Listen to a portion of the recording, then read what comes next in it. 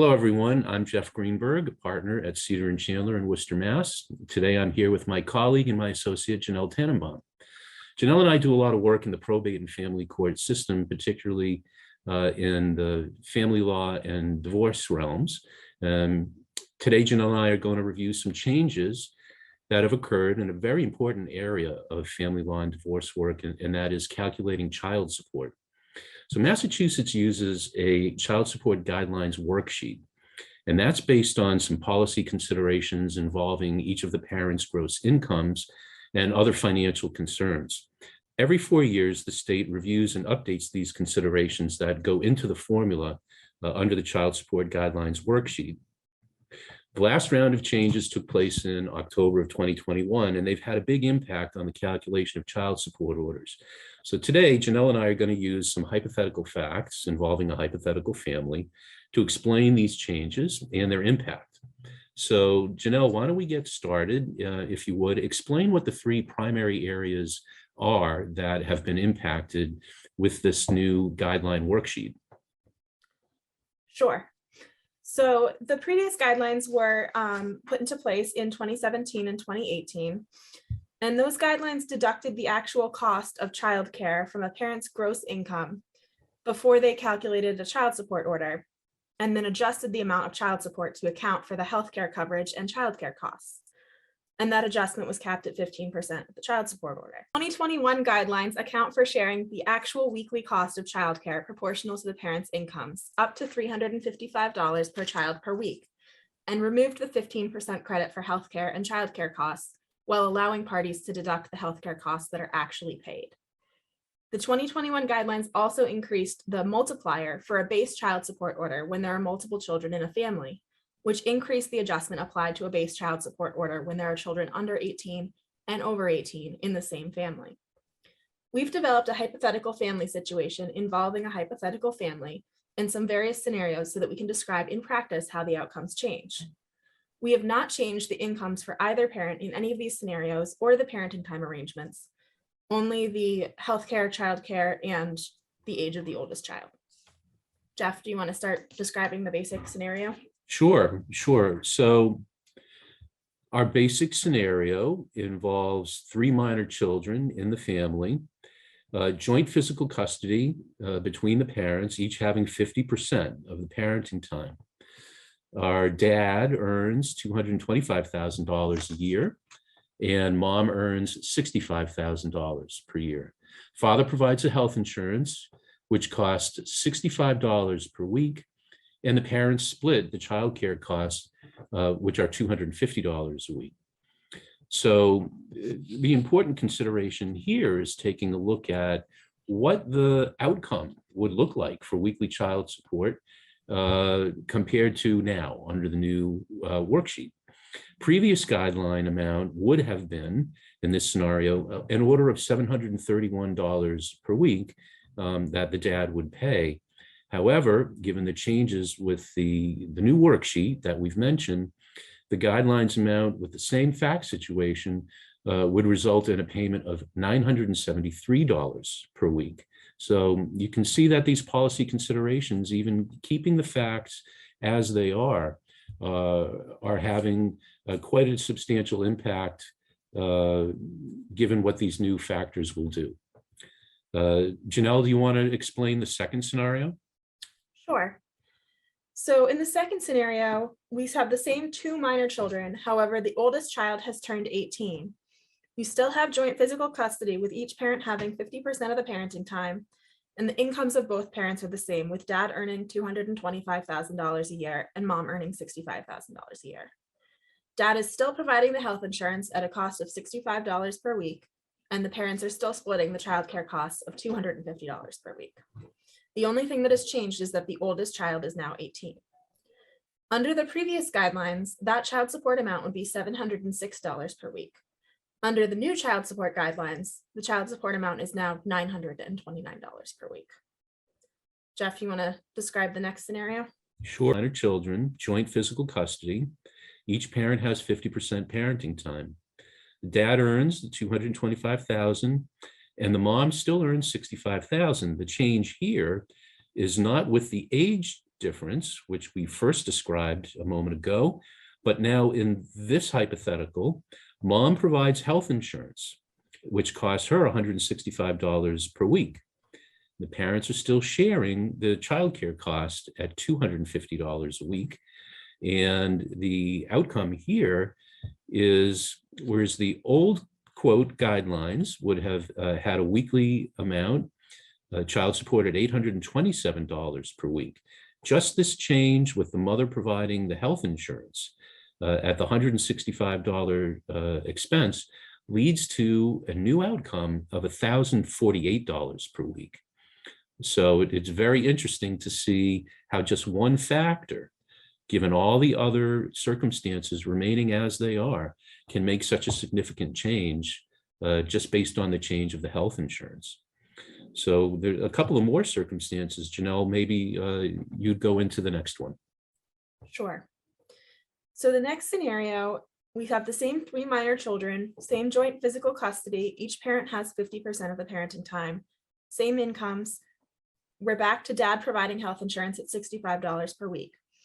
The difference here is that mom can reduce the childcare costs to $85 a week from the $250 per week. And that outcome under the old guidelines would have resulted in a child support order of $648 per week. Under the new child support guidelines, that outcome is $910 per week. So again, we're seeing a significant change based on the reduction in child support costs. Janelle, I think I want to add a comment in there also, which is this kind of a change, particularly when it comes to the child care, could be something mostly consequential, very consequential for parents in a COVID world in which we're living and working in, because that's based on a change involving a hybrid work schedule, right?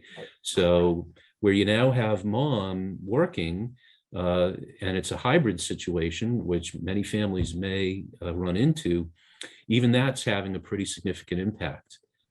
Just that one fact and how a hybrid schedule and the change in the cost of the childcare can affect the outcome. So there's the next scenario, which tweaks on that a little bit more. And if it's okay, I'll present that next scenario, Janelle. Sure.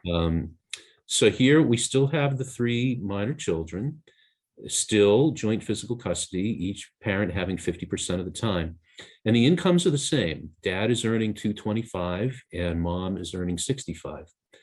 The change here is a multifold thing. So we've provided in this hypothetical where mom is going to provide the health insurance at the $165 a week, and mom is going to have the hybrid work schedule that we mentioned in the previous scenario.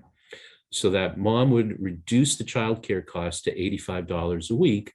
And we have that factor now, as well as the health insurance factor, which are being changed.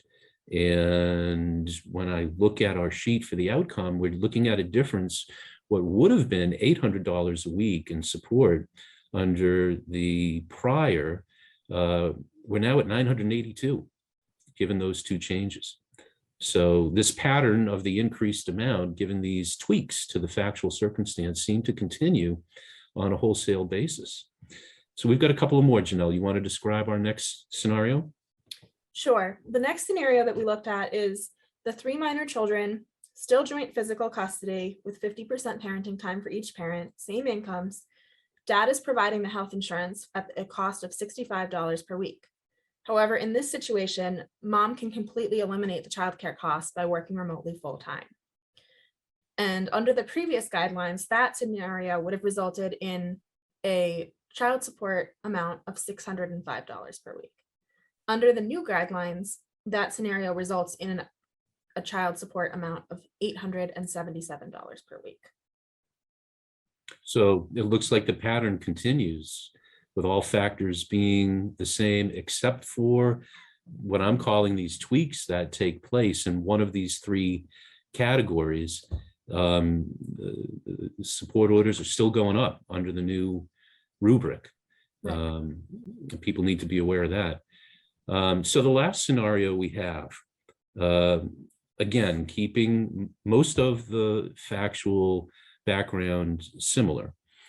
3 minor children, the same custodial arrangement, jointly 50% with mom and dad, and the same incomes with dad at 225,000 and mom at 65,000. In this situation, we've got the mom now providing the health insurance at 165 per week, and the mom can completely eliminate childcare costs by working remotely full-time. So this is a little bit of a riff on the example that Janelle just gave a moment ago. And in that final circumstance, under the previous guidelines before October of last year, it would have been $792 per week. And now with the new rubric and the new worksheet in place, it's $948 per week. So I think an important takeaway for people to keep in mind, when they look at this video and they think about their own circumstances, is to remember we're using a very set fact pattern here. Janelle and I have consistently been reminding you that the incomes are the same and the custodial arrangements are the same and the costs of certain expenses generally remain the same, but what we're doing is shifting some of those factors back and forth between mom and dad, only in those 3 areas. So I think it's important for people to realize that life doesn't always afford them that kind of an opportunity. There's a lot of other factors that can also play in. People's jobs can change. People can leave a job. People can take a new job for more or less money. And we haven't discussed what those kind of factors might bring to this formula, but it's a pretty typical life situation where those kind of facts will change, as well as these 3 primary areas to which we've limited our discussion. So that being said, I think it's also important, Janelle, for us to describe to people when, for instance, a person already has a child support order and they hear this information that we're providing about what this new guideline worksheet does and how it affects what potential changes there could be with their child support payments.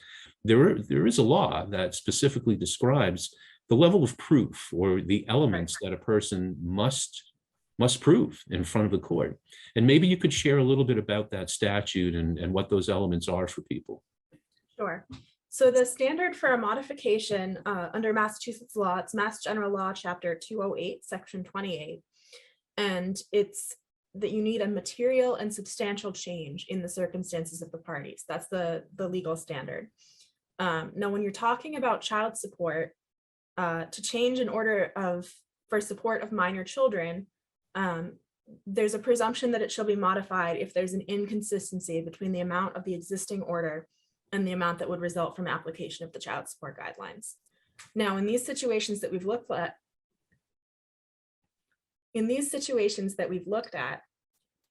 there's a inconsistency between the amount of the child support guidelines purely based on the guidelines changes. And clearly there's a substantial difference in the amount of child support that you're looking at under the 2017 and 2018 guidelines and the current 2021 guidelines. That may vary depending on family situation, as Jeff pointed out.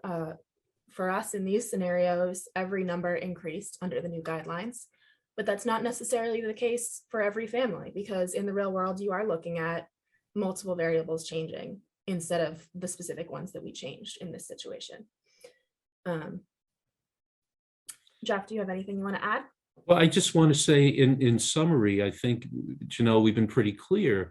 There are these substantial changes, and we've explained to folks the hypotheticals that we've used. We've purposely crafted where we have kept some of these facts common throughout each one with regard to the custodial arrangement and the amount of income and things of that nature. And I think it goes without saying, people know in the real world, things aren't that simple. And as you just said a moment ago, there's a real analysis that has to happen in a real world situation where you're looking at the total picture. It's not as clean as the kind of antiseptic scenarios that we've presented here. And for that reason, it really is important that people do consult with a lawyer and do talk with a practitioner who's experienced with not just the guideline worksheets and these changes, but also Chapter 208, Section 28, the modification statute that Janelle has described. Because the only way folks are going to get a really clear and objective idea about how these things can affect them is to take their specific situation and their unique facts to a practitioner who understands how this works and have a consultation to figure out where they stand. So this is one of a series of presentations like this that Janelle and I are happy to do, and we're looking forward to presenting more on other various topics. People should feel free to check us both out at our Cedar and Chandler website, www.cedarlaw.com.